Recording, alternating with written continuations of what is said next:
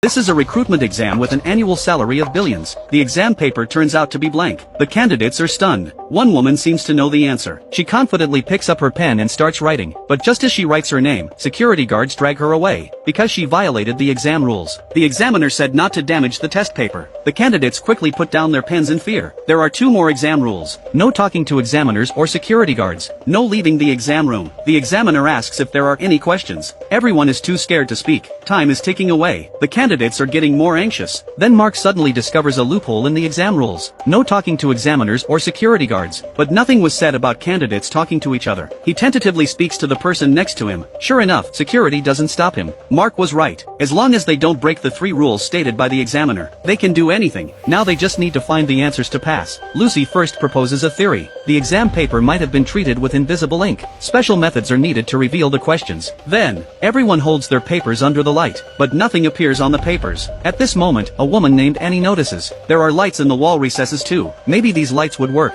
David takes a look. These are emergency backup lights. Without hesitation, Mark quickly grabs a chair and smashes the main lights. This method works. Blue light illuminates the exam room. Everyone excitedly holds their papers up to the light, but it still doesn't work. Everyone is disappointed. Then Sarah makes another discovery. Not all backup lights are on. She suggests breaking more. She uses her high heel to break another light too. This time it's red light. Everyone continues testing, but the papers still show no reaction. Mark suddenly thinks of something. He takes out the eliminated candidate's paper, scribbles on it randomly with a pen, but it's still useless. Then he thinks, if light doesn't work, let's try liquids. Mark tears his paper in half. He asks David to try saliva, then runs to a corner to urinate on the paper. But still nothing works. They don't have much time left. Then Lucy suddenly remembers. What about the security guard? She walks up to the guard, reaches into his pocket and takes out a lighter. Lucy says, if we trigger the fire alarm, the sprinkler water might reveal the questions. Then Lucy holds the lighter near the fire alarm, but the flame is too small to trigger it. Mark takes a test paper and hands it directly to Lucy. Lucy burns the paper, triggering the alarm. Water sprays everywhere. David quickly catches water with his paper, but still no reaction on the paper. Then Lucy suddenly realizes her paper is missing. It turns out she burned her own paper. She was set up by Mark. Then she gets eliminated by security.